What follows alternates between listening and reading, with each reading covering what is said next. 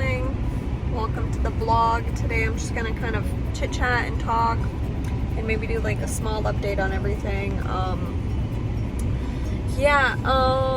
This next semester has started and it's going fine, honestly.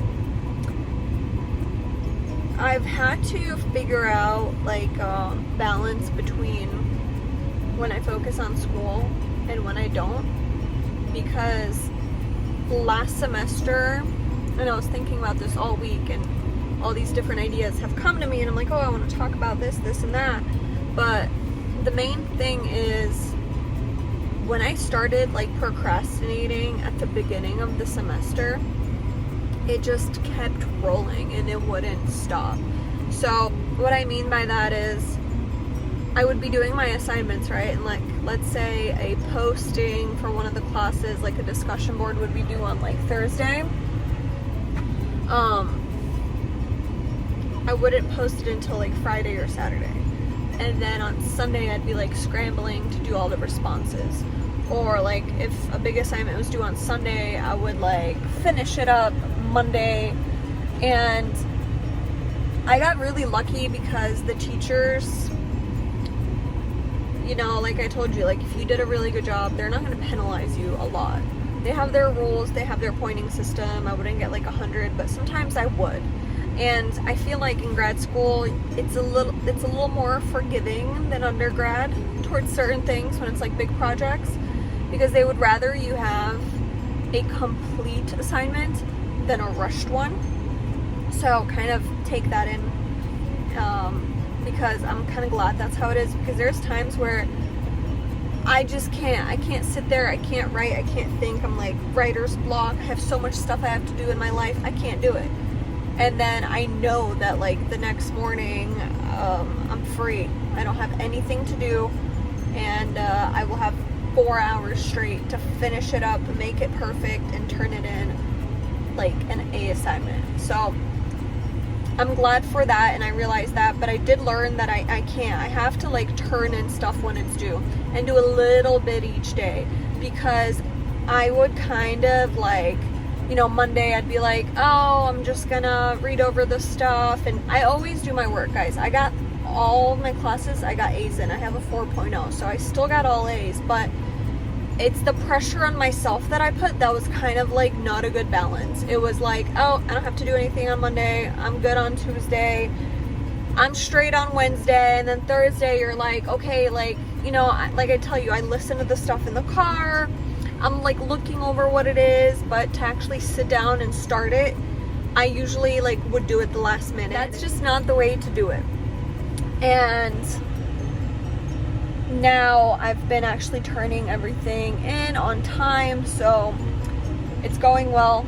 I'm less stressed, and I'm gonna keep it like this, because it was just not healthy. Like Sundays I'd sit there all day and just like be frustrated and kind of like not in a bad mood, but just annoyed. And even if I wanted to like take a break to like go out to lunch or something, I wouldn't enjoy it because I knew I had all this stuff to do, and that's all I could think about, and I was kind of agitated. So I just don't like being agitated, and that's what I was thinking about, kind of talking about today, is don't allow this, even though it's time consuming and it could be hard, try not to get agitated, because there was a day where I was just so like annoyed that I didn't like recognize myself. I'm like, why am I so bothered by everything? I was annoyed by cutting an avocado because it didn't cut properly, and I'm like, oh my god, come on, I gotta eat, I gotta do work, you know? So just kind of be wary of that. Just, if you're in it, you know what it's like. If you're about to get in it, just have a schedule, little bit each day, so you don't get overwhelmed, because it can truly happen. And especially if you're like an adult learner and you've got a family and you're doing all this other stuff, it's a lot. So the next thing that I wanted to kind of touch up on is I'm finally feeling like I'm doing enough. And that's really hard to say for myself, because I keep wanting to do more, But over the weekend and over the past week, I've,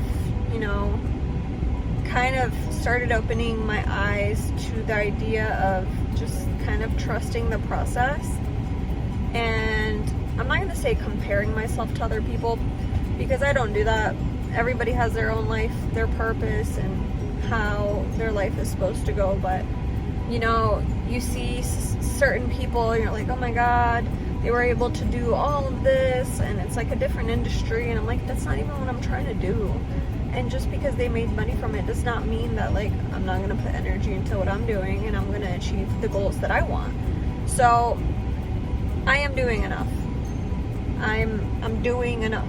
I'm going to keep saying it, because sometimes, you feel like you're not. Like, you could always be doing more things, or sharing this, going there, doing that. But I'm doing enough. I'm in school, I'm working, I'm providing. It's enough. So that's my lesson for the month, for the semester.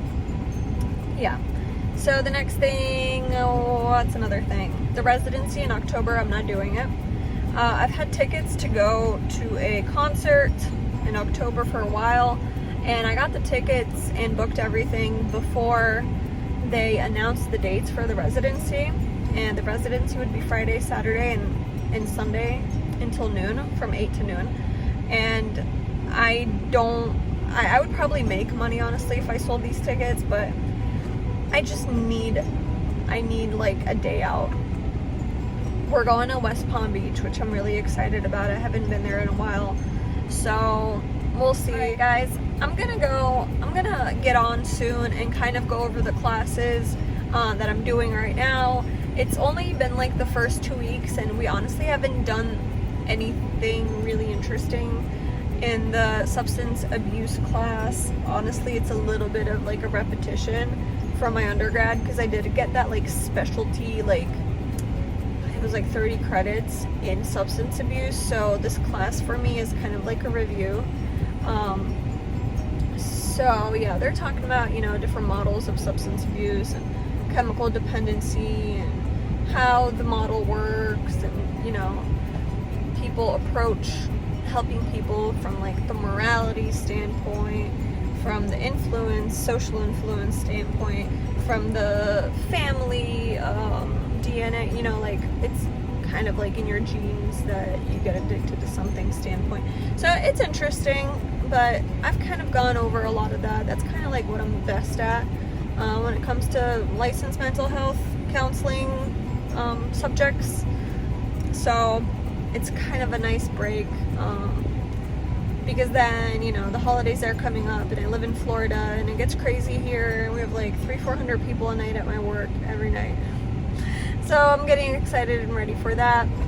So I'm kind of thankful for the break that I'm getting right now.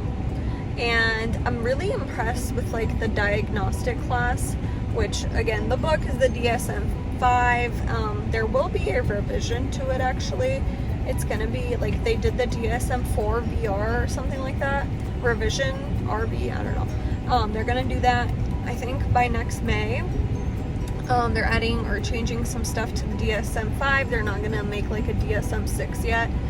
They usually do it every, like, I don't know, like 10 to 15 years. I'm not sure, don't quote me on that. But, so yeah, but it's really good, because the class, like most of the stuff we've been doing is like getting case scenarios, and you're supposed to diagnose. And what I learned is you have to like diagnose, but like there's different codes to diagnosing. So it's not just like major depression. You have to add like different things that you see, like, added anxiety, this and that. So I'm excited to learn that, because it's kind of hard. So I want to learn how to actually go about it, and how to read each scenario the proper way. So I'll do a video on those two, because there's a lot more to talk about. Right now I'm in the car and it's getting hot, and I'm gonna go. Alright guys, catch me on Katie Counseling on Instagram. Let me know if you have any questions. DM me on there. Have a beautiful day. See you later. Bye bye.